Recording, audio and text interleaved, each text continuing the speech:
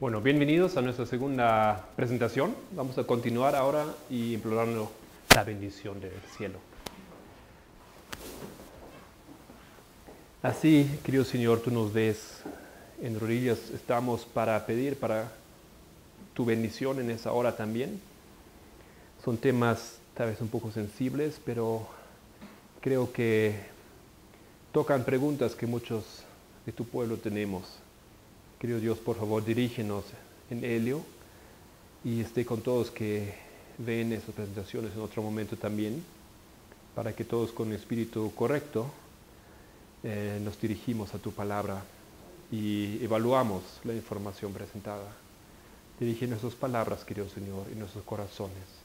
En el nombre de Cristo. Amén. Amén.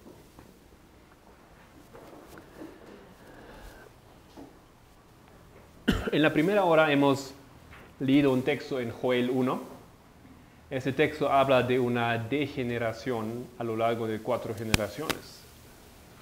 He propuesto que la generación en cual Dios había hecho una gran obra es la generación de los pioneros. La generación que ha visto una gloriosa manifestación del poder de Dios. Eso dice Espíritu Profecía. Esa historia tendría que haber sido contada a los hijos y ellos a sus hijos, y ellos a sus hijos, llegando de esa manera a nuestro tiempo. ¿Por qué? Porque hay un enemigo que está acercándose al pueblo, y el pueblo está ebrio. Específicamente aquí la Biblia habla de los ancianos, de los líderes del pueblo. Lo que yo quiero estudiar entonces con ustedes, qué pasó en esa historia, qué pasó a lo largo de las últimas décadas que nosotros encontramos en esa situación. Una discrepancia aparente entre un lado, que tal vez es un lado que más quiere defender lo antiguo, espíritu de profecía, y un lado que es más progresista, más moderno, que incorpora técnicas de entender la Biblia que los pioneros no han tenido. Ahora yo empecé a introducir un nombre aquí, que es el nombre de Raymond Cottrell. Raymond Cottrell ha sido un teólogo, y yo he dicho que él es conectado con el Instituto Bíblico de Investigación, que antes, en su inicio, era el Biblical Research Fellowship. Es una historia aparte, pero el Biblical Research Fellowship tenía la idea de hacer algo así como un club para todos los profesores de nuestra iglesia en todo el mundo. Los profesores de secundaria y los profesores también de los seminarios. ¿Para qué? Para que ellos, de acuerdo a su nivel de educación, pueden compartir preguntas y estudios con otros de su nivel. Para que aquí estén para que no hay que tratar con los que no entienden y más o menos así, ¿no? Un club para los del mismo nivel. Y lo que ellos hicieron es introducir papeles, propuestas de temas.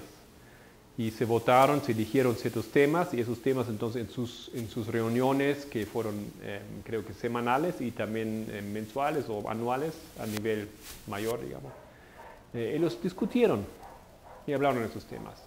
Cottrell era secretario del primer instituto, que luego, por algunos asuntos de teología y conflictos, fue incorporado a la iglesia.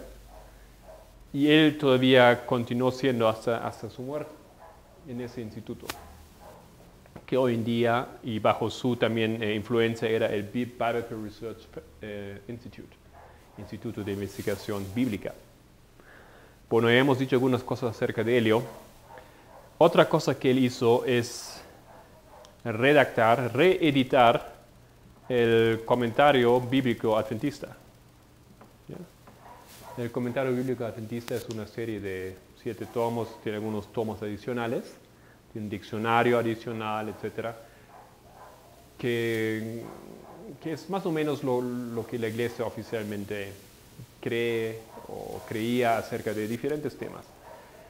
Y él ha sido involucrado en la reedición de aquellos libros, y lo que él hizo básicamente es ponerlo a nivel de la teología moderna. Es reescribiendo muchos artículos y poniendo todo a la luz de la ciencia teológica moderna. ¿Ya? Entonces, Si ustedes usan el comentario bíblico adventista, estén conscientes de que aquí hay una nueva teología, una cierta escuela, y ese hombre está detrás de ello. Ese nombre también está involucrado en la controversia de las conversaciones en los años 50 con Walter Martin y Barnhouse. Vamos a explicar esa historia más tarde, solo para los que ya saben. Él estaba detrás en esas conversaciones, ¿ya? Había un equipo, había unas conversaciones secretas de nuestra iglesia con unos evangélicos, y en esas conversaciones secretas la iglesia formó un equipo que tenía un nombre así código, ¿no? Frida. Y eso es un nombre, como un nombre de operación, así como hay nombres de operaciones militares, Operación Aguilar o cosas así que nadie entiende qué son, pero los que están involucrados saben. Y eso era el grupo Frida, era un grupo de 3 hombres. Pero él no estaba en ese grupo, sino él estaba detrás de ese grupo. Muchas veces ellos no sabían respuestas a las preguntas, entonces ellos fueron y él ayudó. Ya vamos a conocer un poco más de ese hombre, pero es una persona con una gran influencia y gran importancia en la historia de la teología, de la recepción, del entendimiento de la Biblia de nuestra iglesia. Voy a usar aquí, vamos a leer algunos textos de un papel que él escribió, The Role of Biblical Hermeneutics in Preserving Unity in the Church. El rol de la hermenéutica bíblica para preservar la unidad en la iglesia. 1996. Interesante. La hermenéutica bíblica tiene que ver algo con la unidad de la iglesia. Aquí nosotros tenemos el problema. Eso ya, digamos, resume la problemática que también tenemos aquí en nuestro estudio. ¿Qué es hermenéutica? Ahora vamos a entrar en eso y explicar algunas cosas. Ese texto ustedes pueden encontrar también en mi página web, The Little Book, Little-Book. Ahí lo pueden bajar y leer. Está en inglés, todavía no hemos traducido eso. Está siendo traducido ese texto al español. Todavía creo que no está listo, pero una vez que lo tenemos vamos a ponerlo ahí. The Little Book, ahí lo pueden bajar si lo quieren leer por sí mismo, como PDF.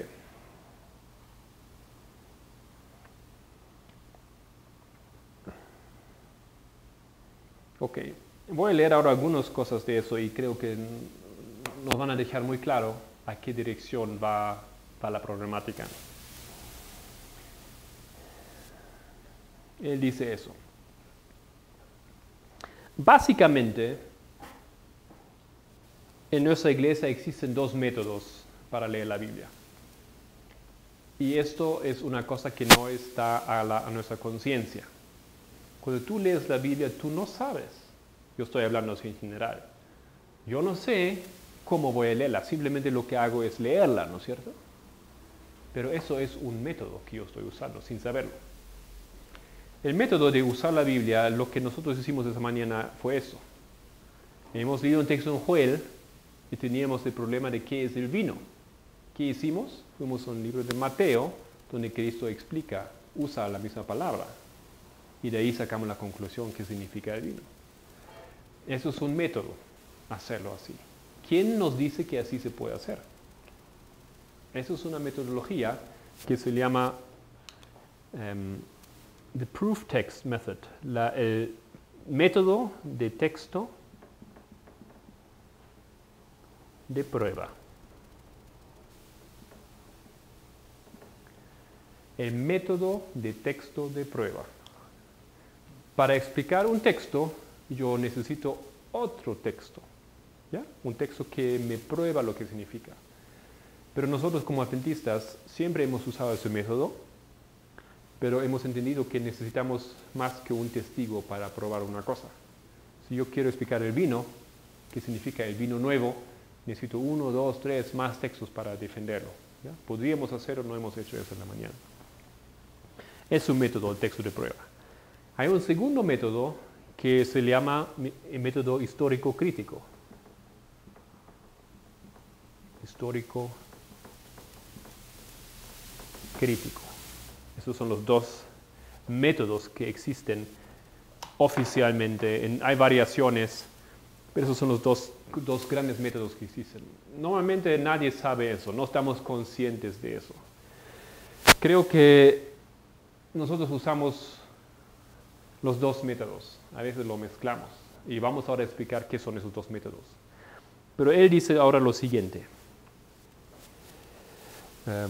Todavía está en inglés aquí, entonces yo voy así a tratar de traducirlo.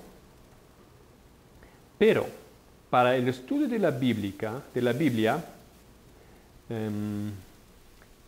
con el objetivo de sacar el significado exacto de los escritores inspirados, lo que ellos querían dar, el significado de lo que ellos querían dar a sus palabras, es necesario que nosotros usemos una hermenéutica confiable.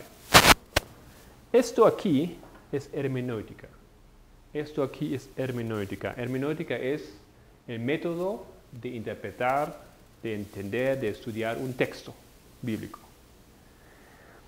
Y él explica eso aquí.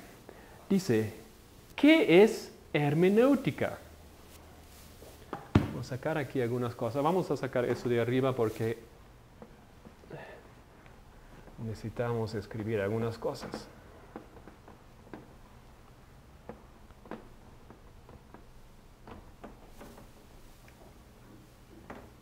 Hay que esperar, ¿no? Un poco que se seque. ¿Qué es hermenéutica? La palabra hermenéutica es derivada del griego, de la palabra griega hermenoio. Significa interpretar. O sea, si yo uso hermenéutica, no es otra cosa que yo trato de interpretar el texto bíblico. ¿Qué quería decir Joel a nosotros? Interpretación. Para eso necesito una buena hermenéutica, él dice. Interpretar significa la palabra, que se basa en el nombre de Hermes, el legendario mensajero o interpretador de los dioses. ¿Ustedes conocen Hermes? ¿Alguien conoce Hermes? No la marca de moda, de perfumes, de maletas. Hermes es una figura mitológica de la mitología griega.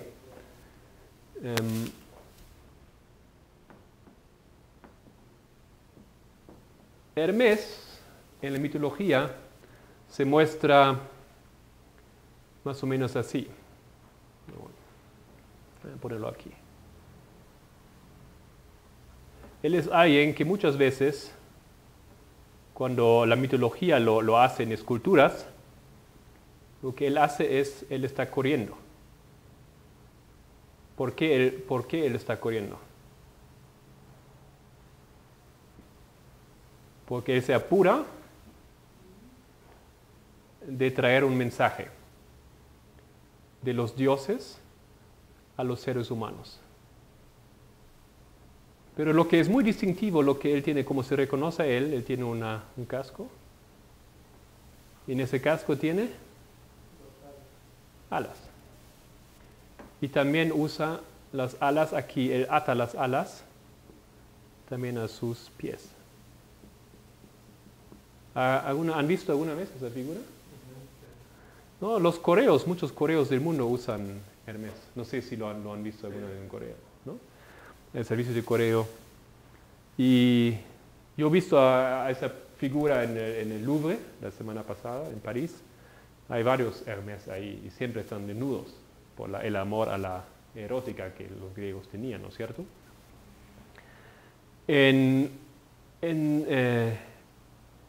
Eso es griego.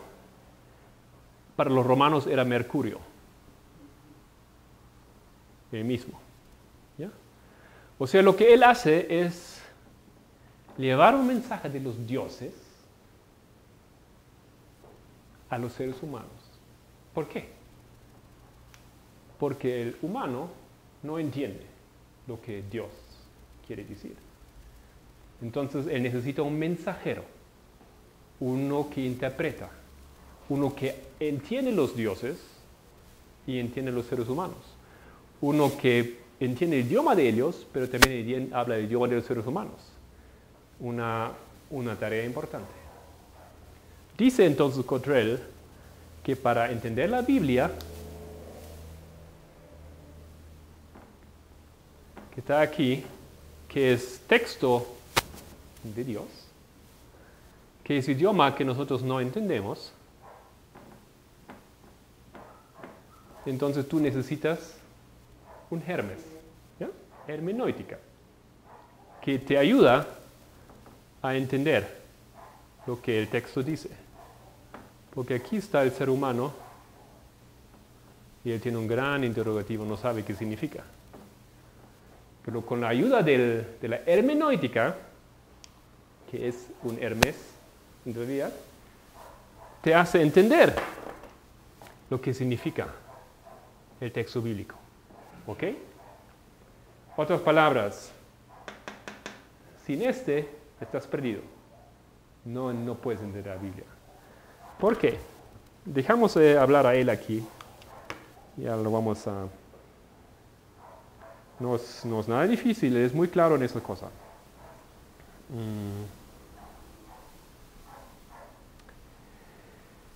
Si nosotros, como adventistas del séptimo día, no resolvemos la diferencia que causa división en hermenéutica bíblica, tiene el poder de hacer dos iglesias adventistas.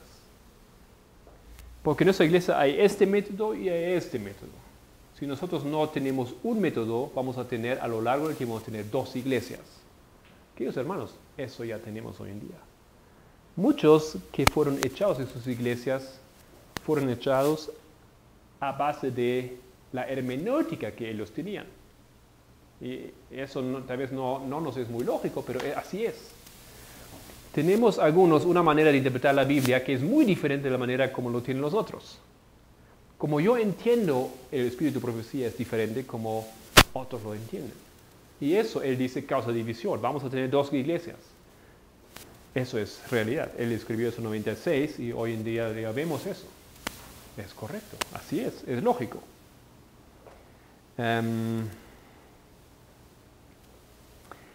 Tiene el potencial de hacer dos iglesias adventistas. Una, y ahora viene, para gente que tiene una mente abierta, que basa sus conclusiones en principios bíblicos, y según él es ese grupo aquí, ¿ya? Que usa el método histórico crítico. Un grupo, los de mente abierta. Y otro, para la gente close-minded people, los que tienen una mente cerrada, que se sienten más seguros con la inmadurez literal, un literalismo, una manera autoritaria de leer la Biblia. No conozco a usted, no sé en qué lado ustedes se encuentran, pero aquí están los avanzados, los de open-minded people, los con la mente abierta, y aquí están los que se quedaron atrás, digamos así, que tienen una mente cerrada, que se sienten más seguros así con lo que siempre sabían, que no ven lo nuevo, que tienen una manera literal de entender la Biblia. O sea, así está escrito, así lo veo, así eso significa. O que tiene una manera, como él dice, de autoritaria. Yo creo que lo que yo hice en la mañana, yo dije eso de Joel, yo dije eso significa eso es autoritario. ¿Okay? Porque así no se debería hablar. Se debería decir más bien, yo no sé qué significa, pero yo propongo y podemos discutir sobre ello, que significa que podría significar esto o esto, esto. ¿Ya? Yo escuché teólogos que interpretaron las 7 trompetas. Aquí tenemos las últimas 3. Y ellos dijeron, mira, yo no creo lo que tú dices, yo creo que es falso lo que tú dices, pero yo tengo otra propuesta, pero no digo que es correcto. Entonces, ¿para quién? Mira, si alguien me quiere presentar algo que él ni siquiera está convencido que es correcto, entonces es frágil, ¿no es cierto? Es débil, no tiene autoridad. ¿Ya? Pero así se debería hacer. Y él continúa diciendo, ¿es la Biblia un tipo de oráculo, o cómo se dice? Oráculo de Delphi, o cómo se dice en español, de ese oráculo en Grecia, a donde fue Alejandro Magno, donde muchos fueron para saber. Delfos o Delphi, ¿no? No sé cómo es en español. ¿Cómo lo escribes en inglés?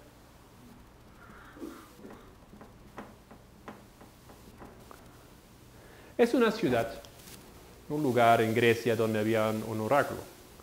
Una cueva donde estaba dentro creo que una señora viejita. Y uno podía ir y preguntar, ¿deberíamos ir a la guerra contra los espartanos o no? ¿Deberíamos ir allá a Troya? ¿Qué es tu consejo? Entonces ella respondía en una manera enigmática. Decía, no sé, yo no tengo un ejemplo, digamos, tal vez él le decía algo así como que el águila pasa y ya lo verás, o una cosa así. Y uno tenía que interpretar lo que ella quería decir, ¿no es cierto? Eso era más o menos algo así, era el mensaje.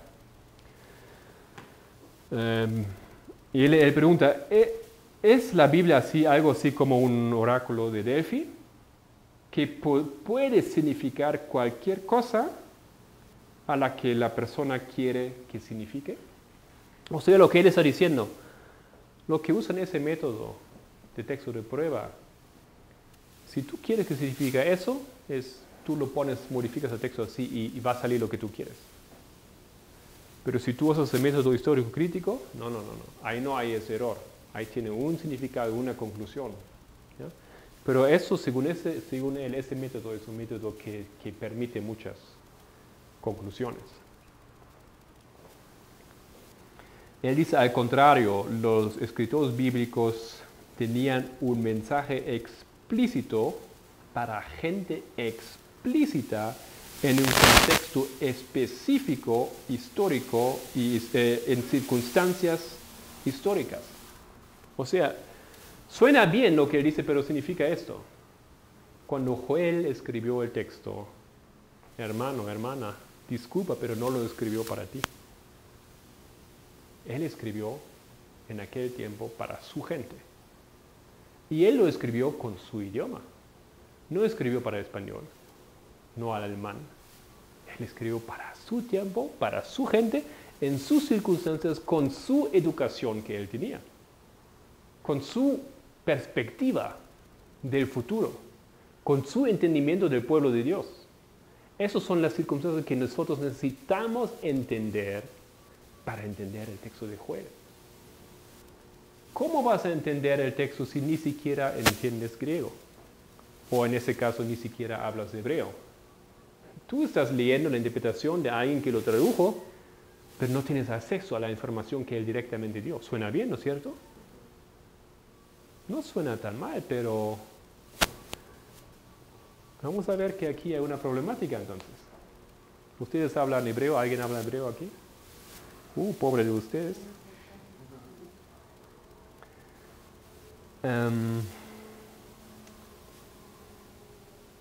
Continúa diciendo, ahora él va explicando ahora los métodos. Hay entonces dos maneras básicas o métodos como personas pueden leer la Biblia y tratar de entenderla. Esos métodos miran a la Biblia de posiciones opuestas,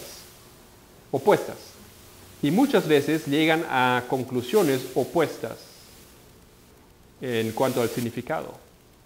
Uno lo mira de la perspectiva de que sus palabras significan para nosotros hoy. O sea, cuando yo leo que hay vino nuevo en Joel, yo trato de entender qué significa eso para mí, ¿no? Y yo entiendo que vino significa Espíritu Santo, etc. Y yo trato de entender. Eso es un método, dice. Es este aquí. De nuestra perspectiva moderna, de la vida, nuestra sociedad, nuestra cultura, nuestra historia de salvación, así como el escritor hubiese escrito para nosotros. Eso es un método. Yo lo hago así, yo creo que es así. Yo creo que la Biblia fue escrita para mí, para hoy, para nuestro tiempo, creo. También creo que fue escrito para los judíos de la antigüedad, también creo eso. Ok, ambas cosas yo creo que son posibles en la palabra de Dios. Según él, hay que mirar eso con mucha cautela. El otro método va más o menos al revés. El otro método trata de leer la Biblia de la manera, de punto de vista de qué el autor ha tratado de expresar en palabras de su perspectiva de la vida, de la sociedad, de cultura, historia de salvación y su mundo. Como sus contemporáneos lo hubiesen entendido. Entonces, entendiendo el significado que ha tratado de dar en su tiempo, ese método mira los principios divinos que son reflejados, o la instrucción que es reflejada en la Biblia, y cómo se pueden aplicar a otras situaciones para entender cómo esos principios se aplican para nosotros hoy en día. O sea, aquí tú miras, tienes que estudiar el tiempo, las circunstancias, el fondo sociocultural, y luego de ahí sacas una conclusión, y de ahí puedes tal vez sacar algo y aplicar para ti. Tal vez no, tal vez sí. Ese método es muy opuesto. Ese método cree que la Biblia es escrita para hoy, para nosotros, para esa sociedad, para México igual como que para Gran Bretaña. Créelo así. De esa manera yo puedo leer el texto así como está y creer que ese texto fue escrito para mí. Tenemos aquí dos métodos muy opuestos. ¿Ya? Ustedes creo que ya ven las conclusiones de eso. ¿No? Ya deben estar entendiendo qué significa eso para tu realidad, para su realidad en leer la Biblia.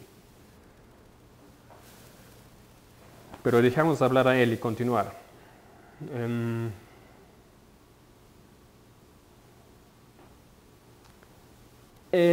La gran ventaja del método de texto de prueba, si hay alguna ventaja, él dice, es que no necesita un entrenamiento especial o experiencia. O sea, el tonto lo puede leer. Tú y yo, el que no sabe, el que no habla hebreo, ni cualquiera lo puede leer. El pueblo lo puede leer. Eso es la ventaja, sí es una ventaja, él dice. ¿Ok? O sea, lo abro, lo leo, lo entiendo y agradezco a Dios. Eso es la ventaja.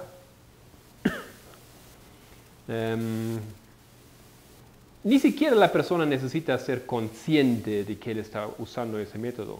Para la mayoría de las personas, la gran desventaja sería que el método histórico crítico necesita entrenamiento y experiencia. Y de entrenamiento y experiencia, eso para él no significa 3 años, 4 años de teología. No es suficiente eso. Eso apenas abre un poco el entendimiento a qué dirección uno debería ir, pero entendimiento e experiencia significa tú tienes que manejar el idioma de hebreo. Eso es esencial. Si no manejas el hebreo y el griego y el fondo histórico, y tienes experiencia y tiempo para investigar y has aprendido cómo hacer eso, y entender la cultura, etc., entonces, querido hermano, tú no puedes hacer en la Biblia. Si tú no eres uno que ha estudiado, ¿ya? Y que entiende y habla hebreo y todo eso, aquí te falla entonces el Hermes y tú no puedes hacer la Biblia. Queridos hermanos, eso es lo que él dice. El que no estudia la teología y sabe hebreo y toda la historia y arqueología y todo eso, mis hermanos, él encuentra una Biblia cerrada. No obstante, él dice, afortunadamente, no obstante, ellos que han tenido el privilegio de ese entrenamiento y experiencia, también pueden seguir al método histórico, crítico, de manera que ellos usan lo que los otros han descubierto. O sea, si tú quieres leer la Biblia, tú necesitas leer ese libro de ese teólogo y te va a iluminar la Biblia. ¿Ya? Gracias a su sabiduría, a su entrenamiento, a su entendimiento, tú puedes entender la Biblia. Eso es aquel. Tú necesitas un pequeño Hermes en tu vida. Necesitas que él corra para ti, para que él te explique lo que significa la Biblia. Tú, querido hermano, y yo, nosotros que somos el pueblo, que no tenemos entendimiento, para nosotros la Biblia es un libro cerrado. Eso es lo que él dice. Pero, como hay teólogos y que hay gente con experiencia en nuestra iglesia, y ellos escriben libros, nosotros podemos acceder a esa información a través de aquellos. ¿Piensan ustedes que eso es correcto?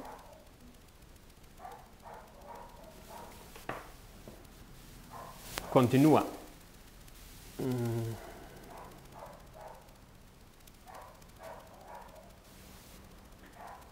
Tengo aquí un texto de Espíritu de Profecía que creo que conviene leerlo aquí. El texto dice así, Mensajes Selectos, tomo 3, página 386. Mensajes Selectos, tomo 3, página 386. Originalmente salió en Manuscritos Liberados, una colección de 21 tomos, creo, que no hay en español. Es una cosa que yo me maravillo, es una serie de así, 21 libros, los manuscritos liberados que no han sido traducidos al español, ni a otros idiomas. Nosotros no tenemos estos textos. Están en la aplicación de Elena White, pero tampoco en español, ¿ok? Es una fuente de información tremenda, no lo tenemos. Dice él así, cada uno de los profetas antiguos habló menos para su propio tiempo que para el nuestro. No, otra vez. Cada uno de los profetas antiguos habló menos por su propio tiempo que para el nuestro. De manera que sus profecías son válidas para nosotros. Wow. Esto contradice absolutamente a lo que dice este teólogo.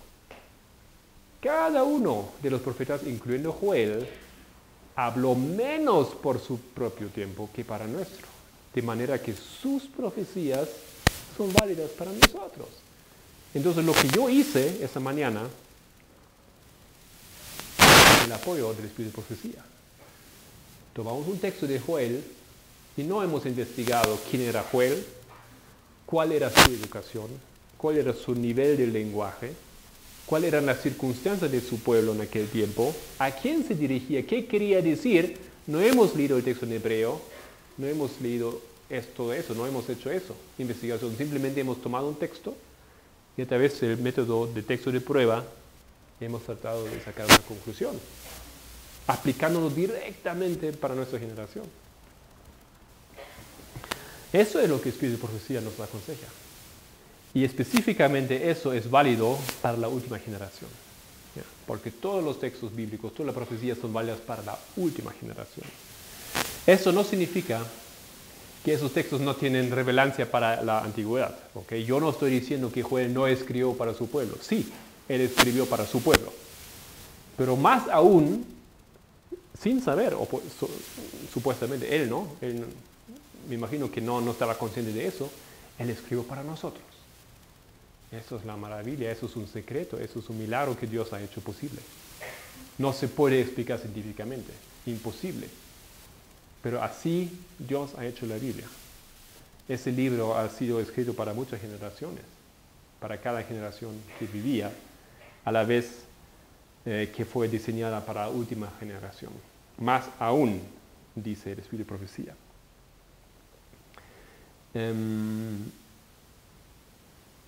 Dice él también en Conflictos de los Siglos, página 11, la circunstancia de haber revelado Dios su voluntad a los hombres por su palabra no anuló la necesidad que tienen ellos de la continua presencia y dirección del Espíritu Santo. O sea, para entender la Biblia tú necesitas el Espíritu Santo, algo que Cottrell también dice, él dice que necesitamos Espíritu Santo. Por el contrario, el Salvador prometió que el Espíritu Santo facilitaría a sus siervos la inteligencia de la palabra. O sea, el siervo, a través del Espíritu Santo, puede entender la palabra. No necesita Hermes. ¿Ok? Me imagino que Cottrell tal vez lo entiende que esa inteligencia que Dios nos dio es usar ese método. Tal vez él lo leería así. Que iluminaría y daría aplicación a sus enseñanzas. Y como el Espíritu de Dios fue quien inspiró la Biblia, resulta imposible que las enseñanzas del Espíritu estén jamás en pugna con las de la palabra. Ok. Ahora entonces, eso es en resumen la problemática. Y lo que yo estoy aquí explicando no es una idea personal de Raymond Cottrell. Aunque es eso su texto aquí, esto es lo que nosotros tenemos hoy en la iglesia. Y en los días que vienen, ahora que vamos a presentar qué pasó, cómo se introdujo, el método histórico crítico es el método que hoy oficialmente se debe usar en nuestra iglesia. Si ustedes quieren saber las conclusiones de ese grupo aquí, del Bible Research Institute, ellos usan ese método histórico crítico. De facto, Cottrell dice que él cree que hoy en día, o sea, en el fin de los años 90, más del 90% de los teólogos usan ese método. O sea, nuestra iglesia ha adoptado ese método casi por completo. Me imagino que ustedes conocen algunos pastores, más bien los ancianos, o también profesores en los colegios que usan el método texto de prueba. Todavía hay, pero es la absoluta minoría en la iglesia. Ahora, ¿cómo funciona el método texto de prueba? Ya hemos visto eso, es simple. Tú necesitas entender un texto, una palabra, león. ¿Qué significa el león en la Biblia, en la profecía? Entonces tú buscas todos los textos que la Biblia tiene acerca del león. De ahí tú sacas tu conclusión. ¿Ya? Eso te da luz sobre ello. Pero para eso nosotros hemos hecho un método. Ese diagrama ya, los dos diagramas, representa lo que los milleritas predicaron. Y lo que los milleritas predicaron fue a base de que Guillermo Miller, lo necesito escribir aquí, Guillermo Miller escribió y elaboró. Guillermo Miller elaboró una serie de reglas como nosotros deberíamos leer la Biblia. Y esas reglas son método texto de prueba. Y quiero leer aquí algunas de esas reglas y ustedes ya van a ver por qué yo quiero presentar esas reglas. También están en mi página web, ustedes pueden bajar un folletito donde están todas esas reglas en español. Las reglas de interpretación. Dice el Espíritu de Profecía, y eso es lo que nosotros apoya en esto, dice ella en la revista Review and Herald, 25 de noviembre de 1884. Está todo ahí en ese folletito. Aquellos que participan en proclamar el mensaje del tercer ángel están buscando en las Escrituras bajo el mismo plan que el padre Miller adoptó. Otra vez. Aquellos que van a proclamar el mensaje del tercer ángel, que es el último mensaje, van a buscar en las Escrituras bajo el mismo plan que Guillermo Miller adoptó. Sería interesante entonces entender cuál fue el plan, cómo estudió Miller la Biblia. En el libro pequeño titulado Vistas de las Profecías y Cronología Profética, Padre Miller da las siguientes reglas simples, pero inteligentes e importantes para el estudio e interpretación de la Biblia. Mis hermanos, ustedes ya se pueden imaginar que esas reglas de Guillermo Miller no son reglas basadas sobre el método histórico crítico, porque Miller no sabía griego, no sabía hebreo, él ni siquiera había estudiado teología. ¿Qué era él? ¿Qué era su profesión? Agricultor, ¿no es cierto? Que ha servido en las fuerzas militares, pero no tenía un fondo científico. Dice él, y Elena White pone esas reglas, dice que nosotros tenemos que entender y estudiar bajo esas reglas. 1.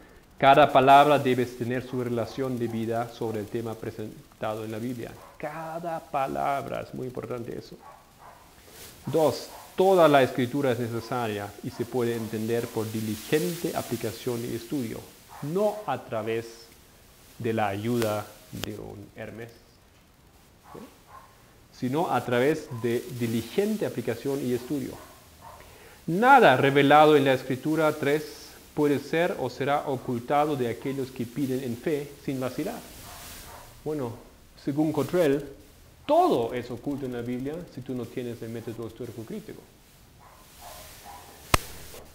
4. Para entender doctrina, reúne todas las escrituras sobre el tema que deseas saber, entonces permita que cada palabra tenga su influencia debida y si puede formar su teoría sin una contradicción, no puede estar en error.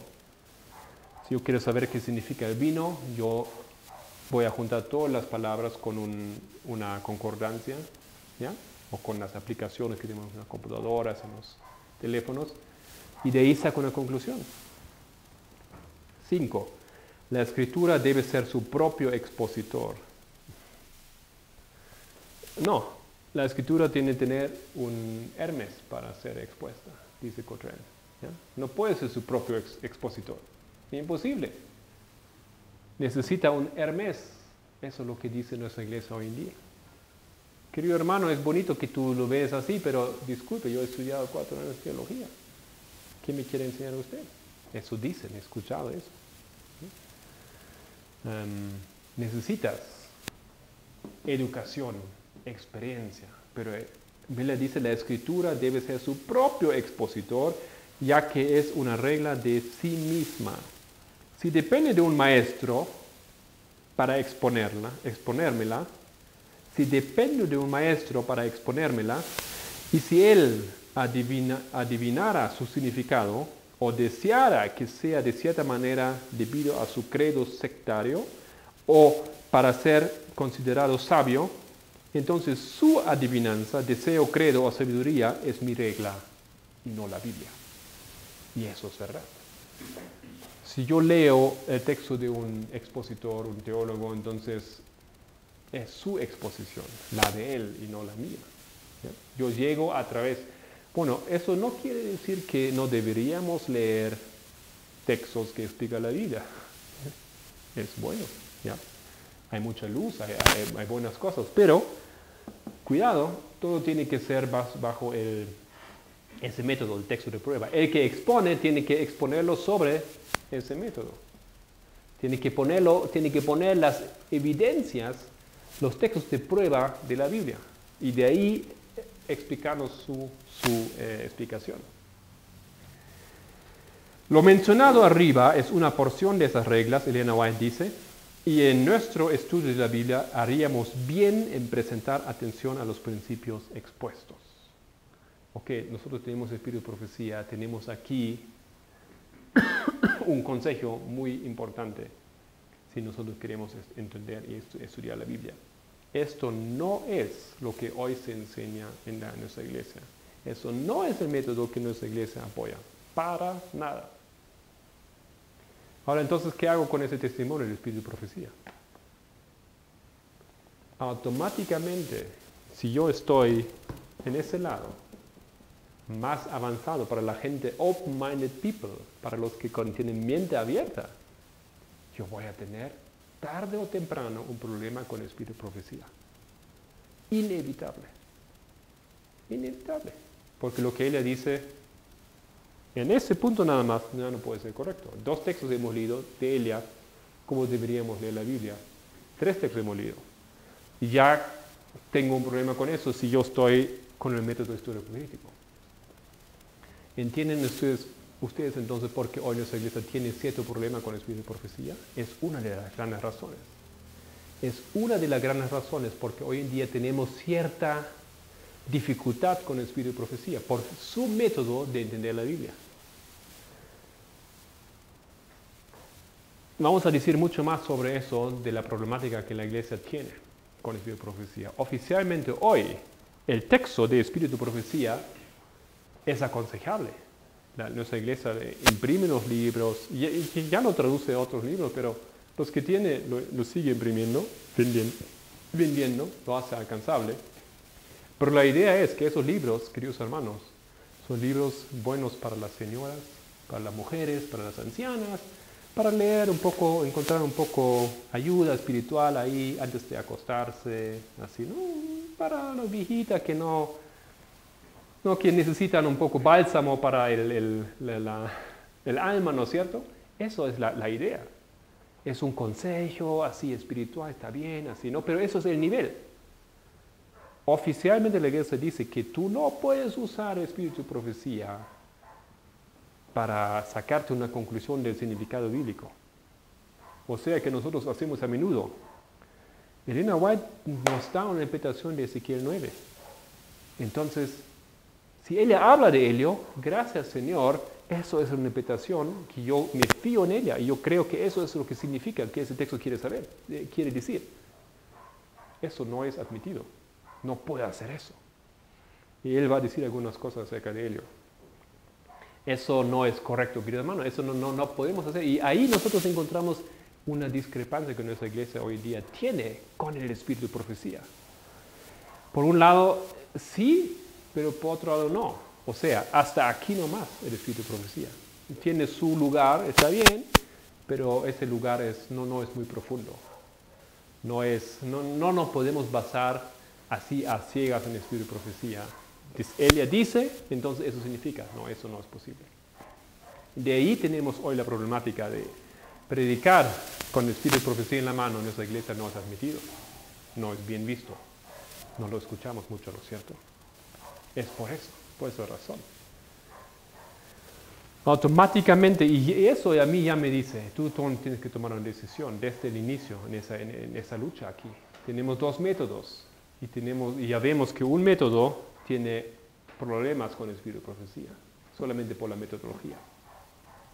Los que están de mente abierta, ¿no? Ellos están aquí en ese lado, pero ellos obviamente tienen problemas con el espíritu de profecía. Y eso es algo que vemos, los más progresivos, los más modernos, los más educados, en nuestra iglesia mayormente, ellos tienen cierta problemática con el espíritu de profecía. O no la toman por completo o la rechazan completamente. Mientras que los simples, pueblo, ¿no? La ancianita, ellos leen el espíritu de profecía y no tienen problema con ello. Hay aquí un grupo de personas avanzadas, mente abierta, y otros con mente cerrada, no tan educadas. Ok.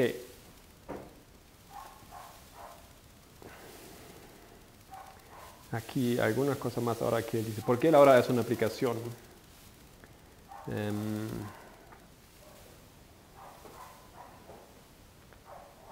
A ver.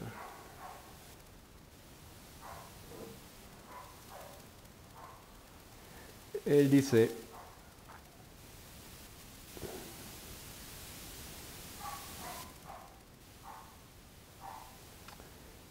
el segundo método, ese aquí de histórico crítico, es altamente objetivo, no subjetivo, ¿no? Así, según él, tal cual lo que el texto quería decir, eso es lo que yo voy a entender, es objetivo. La Biblia significa lo que el escritor inspirado bajo la guía del Espíritu Santo, ha intentado de decir. La Biblia y el Espíritu Santo están controlando el lector. Fíjense que él no está rechazando el Espíritu Santo. Él también usa la misma palabra. Él también trata de ponerlo en esa luz. Suena bien.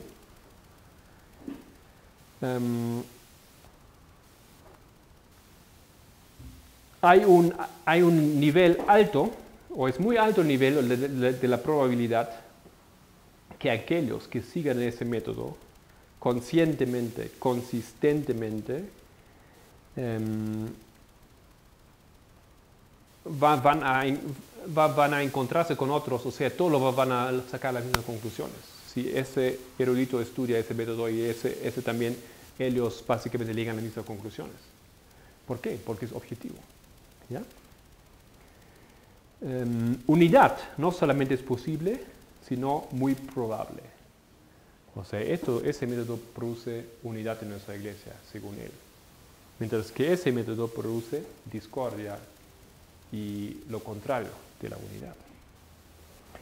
Todas nuestras diferencias teológicas y doctrinales de opinión acerca de la Biblia y los episodios repetidos, traumáticos a través de la historia de la Iglesia Adventista del Séptimo Día, están o se basan en el hecho de que la mayoría de nosotros, en la mayoría de su tiempo, hemos seguido a ese método. O sea, el método que usó Guillermo Miller, el método que usa Elena White, son la causa de tantos problemas en nuestra iglesia, según él. Porque uno dice eso, otro cree eso, y ahí ya se chocan las cabezas. Si continuamos a seguir ese método, nosotros nos vamos a encerrar en un círculo vicioso y continuar en una experiencia traumática y divisiva una vez después de otra. Es tiempo que nosotros individualmente y como iglesia corporada, como cuerpo, vamos a aceptar y tomar ese método solamente. ¿Ya? Eso va a unir la iglesia y etcétera, etcétera, etcétera. O sea, su testimonio es muy claro, queridos hermanos. Aquí ese hombre no está jugando. Él dice, o nosotros aceptamos todos el método histórico crítico y vamos a seguir en unidad y en paz y en bendición, o si nosotros aceptamos el método de prueba, nosotros vamos a continuar en luchas, en pelea, en diferentes opiniones. O sea, él lo pone aquí, es una cosa muy, muy peligrosa, ¿ya? Él pone el método texto de prueba, pone una luz, digamos, de división, y una luz, a fin de cuentas, satánica. ¿Ya? Es lo que él hace. Eso es el método de los pioneros. Entonces, él ahora dice lo que el erudito tiene que hacer. Y son muchos puntos, aquí no vamos a leer todo eso. Como él también el erudito tiene que ser instruido, él también tiene que aprender, ¿no es cierto? No cada erudito sabe. Pero eso es que se enseña en los seminarios de teología. Él tiene que aprender ese método, tampoco es así nomás, que él lo acepta. Y después llega a la conclusión y dice, ¿qué hace el que no es entrenado?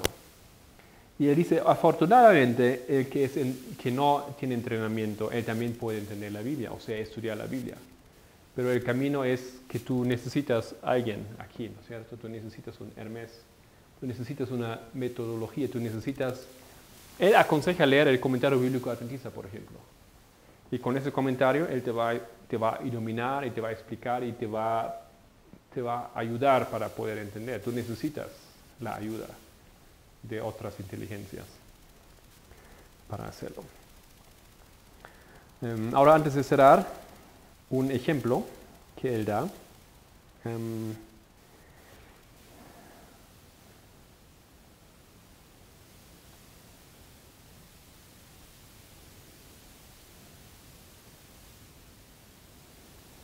Él da un ejemplo. Y él habla de Guillermo Miller. Déjenme encontrar eso. El primero de sus métodos, como fue usado a través de los siglos, desde el tiempo de la Biblia, interpreta la Biblia desde el punto de vista de la perspectiva del lector, en sus circunstancias y su historia de salvación. De esa manera, muchas veces construye algo o pone algo en la palabra que no es lo que quiere decir originalmente. Lo saca de contexto histórico. No encuentra lo que el escritor inspirado quería decir bajo la guía del Espíritu Santo y pone en aquel texto la experiencia, la opinión propia.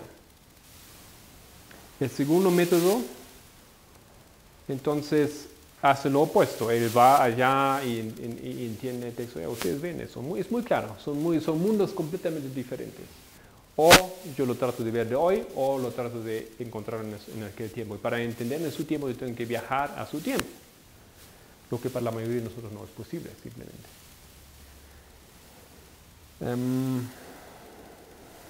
Aquí el ejemplo que yo quería dar, a ver dónde está.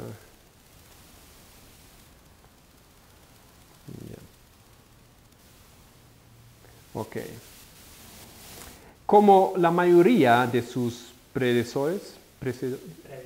predecesores y contemporáneos, Guillermo Miller seguía el método de texto de prueba de su interpretación profética. Una persona informada o educada hoy en día, cuando lee sus textos, es llenado de horror. Se llena de horror cuando tú lees. Si tú eres instruido, si tú eres educado, si tú lees Miller, te va a llenar de horror. Como él mal usa la escritura. Los pioneros de los adventistas del séptimo día, en su lucha de fe para entender la Biblia en los tiempos turbulentos y el gran chasco de octubre 22, 1944, también siguieron al método de texto de prueba y a veces llegaron a conclusiones erradas. O en los años siguientes encontraron necesario de revisar sus puntos de vista. Por ejemplo, él habla de Desmond Ford y otras cosas. Bueno, lo que él hace aquí es un poco peligroso porque él dice que Miller está aquí en ese lado y los otros pioneros también. Él no dice Elena White, pero Elena White también está aquí en ese grupo y muchos más. Y él dice, ellos llegan después a conclusiones erradas. Tenemos ejemplos como Desmond Ford. Ya está todo. La historia nos mostró que eso fue todo el error. Y muchas veces tenían que cambiar su opinión, etcétera, etcétera. Lo que él hace en realidad, él mezcla cosas aquí. Si yo digo que yo apoyo los pioneros, si deberíamos basarnos en lo que los pioneros dijeron, yo no pongo todos los pioneros y todo lo que ellos dijeron en un balde. No es eso lo que debemos decir.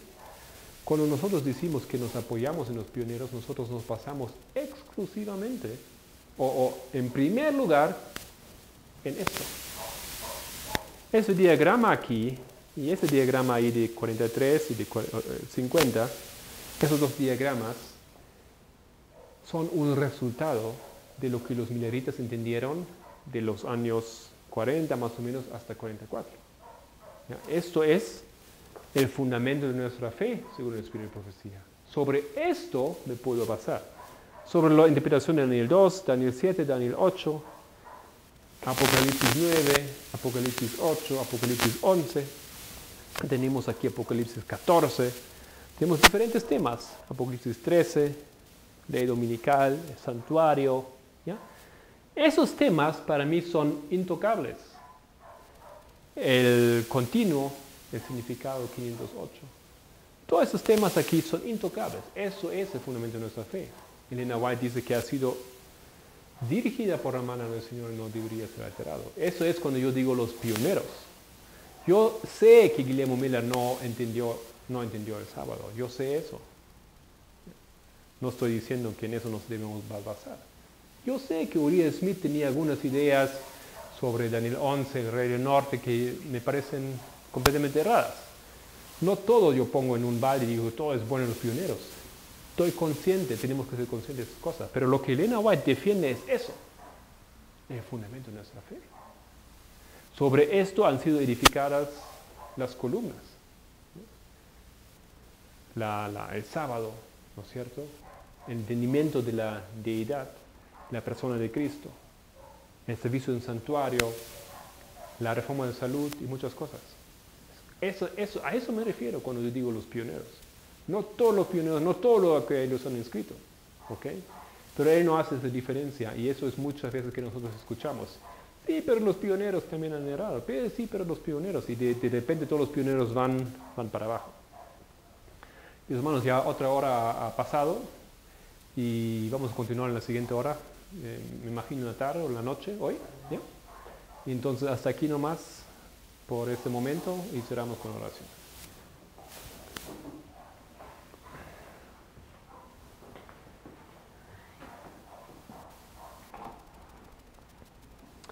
Gran Dios, muchas gracias por esta hora también y las circunstancias que nos has dejado tener y la tranquilidad y la posibilidad de estudiar aquí en ese lugar. Te alabamos, querido Dios, porque lo que tú quieres es que encontremos la verdad. Estamos conscientes de que lo que dice la Biblia no es entendible así nomás, pero en vez de tener y necesitar un erudito, necesitamos simplemente el Espíritu Santo que nos dirige y que hace esa palabra accesible a tu pueblo. No tenemos una fe católica en la cual el pueblo no es capaz de entender tu palabra. Querido Dios, te agradecemos por esa libertad y por ese amor que tienes para cada uno de nosotros, sea niño, sea maduro en edad, sea educado o no. Querido Dios, te alabamos en el nombre de Cristo. Amén.